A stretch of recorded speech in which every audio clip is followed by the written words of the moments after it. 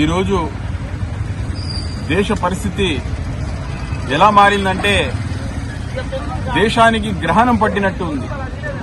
మరి ఈ మోదీ గ్రహణం ఈ దేశానికి ఎప్పుడు వీడుతుందో ఏమో. ప్రజలందరూ కూడా ఈ గ్రహణం ఎప్పుడు వీడుతుంది, మా బతుకులు ఎప్పుడు బాగుపడతాయి, ఈ దేశం ఎప్పుడు బాగుపడుతుంది, ఈ దేశం అభివృద్ధి దిశగా ఎప్పుడు పోతాదని చెప్పి వేచి చూస్తా ఉన్నారు. ప్రజలు నిజాయితీగా భారతీయ జనతా పార్టీని ఓడించాలని చెప్పి ఓట్లు వేసినా కూడా మరి ఆ పార్టీని గెలుస్తా ఉంది. ఓట్లు కూడా చోరీ చేస్తా ఉన్నారు. ప్రజలు ఈరోజు దేశంలో స్వేచ్ఛగా ఓట్లు వేసే పరిస్థితి కూడా లేదు.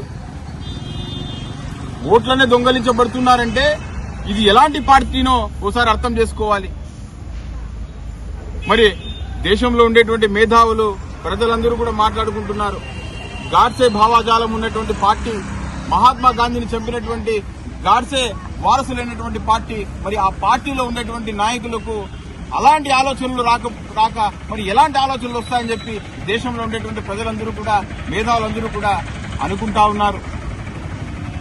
అందులో భాగంగా ఈరోజు కాంగ్రెస్ పార్టీ ఆనాడు అధికారంలో ఉన్నప్పుడు డాక్టర్ మన్మోహన్ సింగ్ గారి యొక్క నాయకత్వంలో ఆయన ప్రధానిగా ఉన్నప్పుడు ఈ భారతదేశంలో ఉండేటువంటి పేద ప్రజలు అనేక ఇబ్బందులకు గురవుతూ తినడానికి తిండి లేక, కట్టుకోవడానికి బట్టలు లేక, సకాలంలో డబ్బులు రాక, పనులు లేక ఇతరత్ర రాష్ట్రాలకు, ఇతరత్ర దేశాలకు వలసలు వెళ్లి అనేక ఇబ్బందులు పడుతూ ఉంటే మరి ఈ పరిస్థితిని పేద ప్రజలకు దూరం చేయాలని చెప్పి ఆనాడు మన్మోహన్ సింగ్ గారు, సోనియా గాంధీ గారు, దివంగత నేత డాక్టర్ వైఎస్ రాజశేఖర రెడ్డి గారు అందరూ కలిసి 2006లో మహాత్మా గాంధీ జాతీయ ఉపాధి హామీ పథకాన్ని ప్రారంభించడం జరిగింది. ఆ పథకాన్ని చట్టం కూడా చేయడం జరిగింది. ఒక సంవత్సరానికి 100 రోజుల పాటు పని దినాలను కల్పించి ఏ రైతు కూలి, ఏ పేదవాడు తమ ప్రాంతాన్ని వదిలిపెట్టి పోకుండా తన ఊర్లోనే, తన పరిసర ప్రాంతాల్లోనే పని చేసుకుని వారానికి ఒక్కసారి వాళ్ళు చేసినటువంటి పనికి వేతనం తీసుకునేటువంటి వాళ్లు.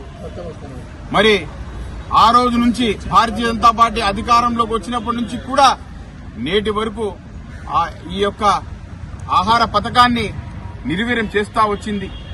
ఈరోజు మహాత్మా గాంధీ చిన్న పిల్లవాడిని అడిగినా, పెద్దవాడిని అడిగినా ఈ దేశానికి స్వాతంత్రం రాకముందు నుంచి ఈ నేటి వరకు కూడా ప్రతి ఒక్కరి నోటిలో వచ్చే మాట ఈ దేశానికి మహానాయకుడు ఎవరంటే మహాత్మా గాంధీ అంటారు.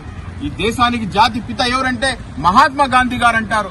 మరి ఆయన పేరు ఈ భారతదేశం ఒకటే కాదు, ప్రపంచ దేశాలు అన్ని కూడా మహాత్మా గాంధీని కొనియాడుతారు.